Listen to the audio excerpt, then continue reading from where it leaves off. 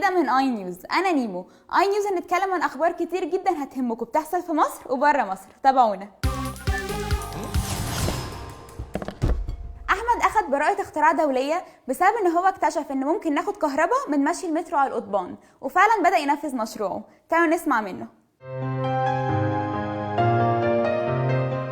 اسمي أحمد عباس محمد، طالب في الصف الثالث الثانوي في مدرسة العروبة للغات في المعادي. كنت بركب الدينامو على العجلة بتاعتي بإيديا، وبعدين كنت راكب المترو الأنفاق مع والدتي في مرة، وهو إلهام من عند ربنا إني تخيلت شكل المترو على الدينامو.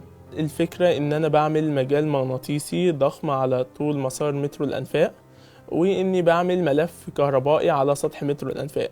بمجرد ما يعدي المترو ده بأقل سرعة 80 اللي هو بيمشي بيها الخط الأول لمترو الأنفاق في مصر هنا 80 كيلومتر في الساعة، أقدر من خلاله أولد كمية كهرباء. ابتديت أسأل المدرسين على الفكرة، وكان هم بيحبوا يطلعوني مسابقات للساينس والحاجات دي، فعرضت عليهم الفكرة واستحسنوا الفكرة. طبعا ابتديت أنا ووالدي ندخل إن احنا نصنع الفكرة.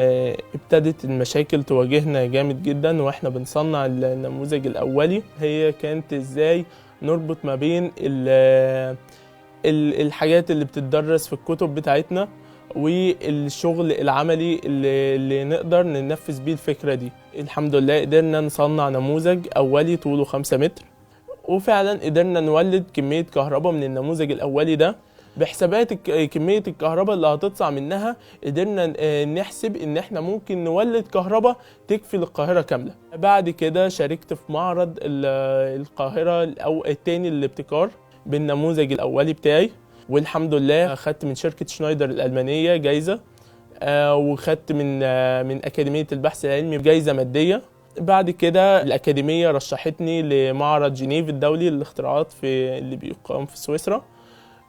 رحت والحمد لله حصلت على الميدالية الذهبية. والدي كان مورث لي أصلا فكرة الابتكار أو فكرة الاختراع، ووالدتي برضو ما كانتش بتحرمني من حاجة، كانت بتقول لي لا، يعني كان بتسيبني أكسر اللي أنا عاوزه. جات لي منحة لجامعة النيل. دلوقتي أنا في الثانوية العامة ولسه هختار إن شاء الله بعد ما أخلص. يوم 23/4 هو اليوم العالمي للكتاب والتأليف والنشر. تعرف ايه عن حقوق النشر؟ لا، ما اعرفش اسمها حقوق النشر. ما اعرفش عن حقوق النشر حاجه. مش عايز افتي. ما اعرفش حاجه عن حقوق النشر. ما اعرفش حقوق النشر. لا، مش عارف يعني حقوق النشر. حقوق النشر اول مره اسمع عنها. حقوق النشر ليها علاقه بالنشر. حقوق النشر مش عارف. لا، حقوق النشر مش عارف. حقوق النشر دي تقريبا تبع الصحافه. هو حقوق النشر ليها علاقه بالكتب.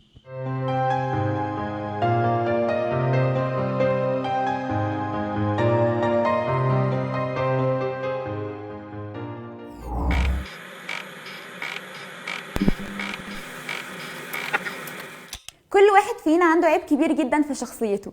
ايه العيب اللي في شخصيتك وازاي بتعرف تتحكم فيه؟ اكبر عيب في شخصيتي التردد. افكر شويه انا هعمل ايه وخطوات هعملها، وبعد كده اروح اعملها على طول. ان انا متسرع والثقه الزايده بس. انما الثقه برضو مدياني هيبه وكده، انما غير كده انا ذكي وكل حاجه. ابص الموضوع من بره، مش من نظره الاخر ليا، مش نظرتي لنفسي. ان انا عنيده يعني سيئه المزاج، مجنونه يعني. ببطل ان انا اتكلم مع حد علشان ما اتعصبش عليه واطلع عصبيتي عليه، وبفضل قاعده لوحدي لحد ما المود ده يخلص، الوقت ده يخلص، وارجع لطبيعتي تاني. بأوفر في الهزار مثلا بالمانجمنت، تخلي الواحد يعرف يساعد نفسه في حاجات كتير جدا، ويعرف يتحكم في نفسه وفي شخصيته، ويخلي الناس تقرب منه اكتر واكتر عشان يعرف يحل مشاكل وكده. وزارة الآثار المصرية انتهت من وضع آثار العائلة المقدسة ضمن الآثار العالمية. شركة تايلاندية أعلنت في معرض ليها عن رابط بيطبخ وبيقوم بشغل البيت وكمان بيقدر يتسوق. تعالوا نشوف معانا ايه الفقرة اللي جاية ونرجع تاني. هاي، أنا اسمي بيتر سامح من محافظة المنيا، عندي 16 سنة. عندي هواية موهبة التصوير. اكتشفت الموهبة دي في شهر 7/2016 بالصدفة. ابتديت ادخل على النت بعديها، اتعلمت اكتر عن الكاميرات، اتعلمت ازاي اظبط فوكس او ايزو، ازاي اظبط صورة الغالق، بعد كده ابتديت انزل شغل، بعد كده اودي الصور لناس تعمل لي عليها ايديت. كده ابتديت من على النت اعرف برامج الايديت وازاي اعمل ايديت. اول ايديت عملته كان على برنامج على الموبايل اسمه بيكسا ارت. ازاي افتح الوش، ازاي اركب صورة كخلفية. بعد كده ابتديت ان انا اعمل ايديت وانزل شغل واحط لوجو وانزل حفلات. يعني اتعرفت في المنيا وبقيت اتقارن بناس كبيرة في التصوير دي كتير زمن في التصوير.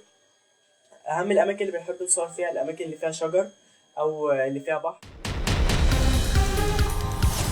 كده خلصت النهارده الحلقه من اي نيوز، يا رب تكون عجبتكم واستفدتوا منها. هنستناكم تتابعونا على السوشيال ميديا ودايما هنستنى رايكم. باي باي.